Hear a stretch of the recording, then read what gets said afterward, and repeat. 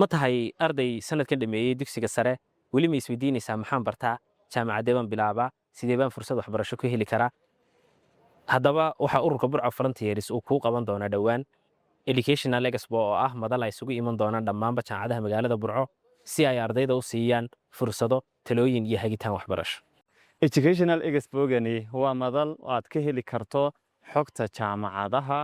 kulliyadaha ay jaamacaduhu bixiyaan iskoorarshibyada iyo talooyin ku saabsan jaamacadaha iyo fiilasha amba fakaltiyada sidoo kale waxay tahay madashani socoto waxaa lagu guuleysanayaa fursado waxbarasho oo ay bixinayaan dhammaan jaamacadaha burco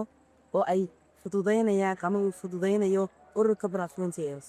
madashani waxay ka caawinaysaa ardayda inay helaan talooyin iyo hagitaan si uu u fahmo waxa uu baranayo kulliyadda ku habboon iyo jaamacadda uu dooran karo iyo sidoo kale siduu u qorsheyn lahaa mustaqbalkiisa waxbarasho. dhammaan ardayda dugsiyada sare dhameeyey sanadkan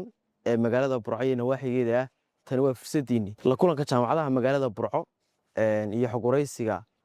jaamacadaha Burco iyo ardayda ka baxay sanadkan dugsiyada sare runtii waa fursad weyn oo magaalada Burco u soo kordhay dhammaantiin waxaanu dilenahay ku soo dhawaada kulanka kana faa'iideysta idinku faa'iido qabana ka baxa hoolka haddaba goorta iyo goobta la qaban doono waxaad isha ku hayn doontaa page-ka Burco Frontiers.